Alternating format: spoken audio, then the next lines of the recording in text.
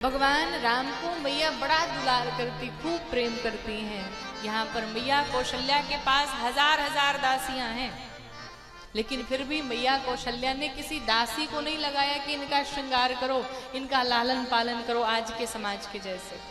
मैया कौशल्या राम जी का श्रृंगार स्वयं करती हैं। माँ जैसा प्रेम दुनिया में कोई नहीं कर सकता महाराज। इस संसार में अगर सत्य प्रेम है किसी का तो वो है अपने माता पिता का। माता पिता से अत्यधिक आपको कोई प्रेम नहीं कर सकता। और माँ तो ऐसी है, आप बोलेंगे माँ तो मुंह हमारा खुल जाता है, अर्थात अपनी सारी बातें जाकर के अपनी माँ से कह दो। और कहते हैं बाप कहो तो मुंह बंद हो जाता है और माँ कहो तो खुल जाता है। अर्थात बाप से हर बात नहीं की जा सकती, पर माँ ऐसी है, माँ से हर बात कही जा सकती है। जैसे आज मेले लगे हुए ना जगह जगह पर, सभी माताएं अगर मेले में जाएं घूमने और किसी मैया का एक बालक गुम हो जाए, भूल जाए, तो पहले मैया क्या करती है, बैठ करके खूब रोएगी, कहाँ चला गया मेरा बेटा, कहाँ चला गया मेरा बेटा। और जैसे ही बेटा मिल जाए तो पहले तो रोती है, उसके बाद जैसे मिले खूब धोती भी है। कहाँ था तू? यही स्वभाव है माँ का, पहले रोती है फिर खूब धोती है और धो करके फिर घर पे बुला करके ला करके आराम से लेके सोती है। यही माँ का स्वभाव है। माँ के लिए जितना भी वर्णन किया जाए कमी है। माँ के लिए कोई शब्द ही नहीं बना जो माँ के विषय में बता सके कि माँ क्या है। माँ की ममता के विषय में कोई वर्णन नहीं किया जा सकता। माँ के लिए कोई शब्द ही नहीं बना है। माँ अपने आप में ही शब्द है। माँ अपने आप में एक बहुत बड़ी चीज है। संसार में, दुनिया में, चाहे आप कितनी भी गलतियां कर लीजिए, कोई आपकी एक दो गलती क्षमा कर सकता है, लेकिन माँ ऐसी है जो हजार गलतियां भी क्षमा करने को तैयार है।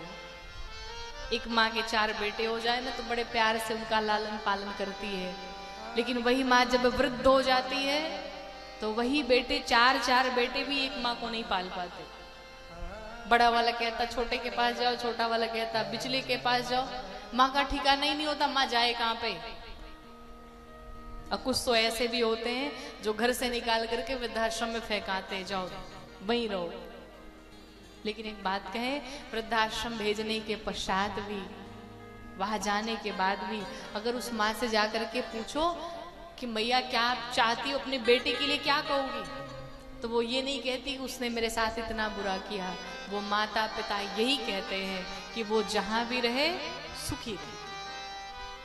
माँ के साथ चाहे बच्चे जैसा भी व्यवहार कर ले, पर माँ कभी भी अपने बच्चों के लिए बुरा नहीं सोच सकती। दुनिया में सब कुछ मिल सकता है पर माता पिता वापस नहीं मिल सकते। मरने के बाद खूब भंडारे कराते हैं, मरने के बाद खूब तर्पण लोग करते हैं। अभी पितृपक्ष बीता ना, सबकी भक्ति जागृत हो गई थी। मरने के बाद जल पिलाने का क्या फायदा है? जीते जी अपनी माँ को एक गिलास पानी नहीं दे पा रहे हो और मरने के बाद तर्पण कर रहे हो, कोई मतलब नहीं है उसका। मंदिर में जाकर के खूब पूजा कर रहे हैं, लेकिन जो घर पे माँ बैठी हुई है, जो घर पे देवी बैठी हुई, उसकी पूजा नहीं कर रहे हैं। मंदिर जाने का कोई मतलब नहीं है। इतना ही कहते हैं कि मंदिर जाओ न जाओ, मंदिर की पूजा बाद में होगी। अगर घर वाली माँ प्रसन्न है तो मंदिर वाली माँ अपने आप प्रसन्न हो जाएगी। इसलिए घर की माँ को पहले प्रसन्न करो, फिर मंदिर की माँ को प्रसन्न करो। भगवान तो यही कहते हैं कि तुम हर जीव में, हर प्राणी में माँ का दर्शन करो, भगवान का दर्शन करो। और अगर तुमने नर की सेवा कर ली तो वही नारायण की सेवा है, वही भगवान की सेवा है। इसलिए किसी को कष्ट ना पहुंचाए।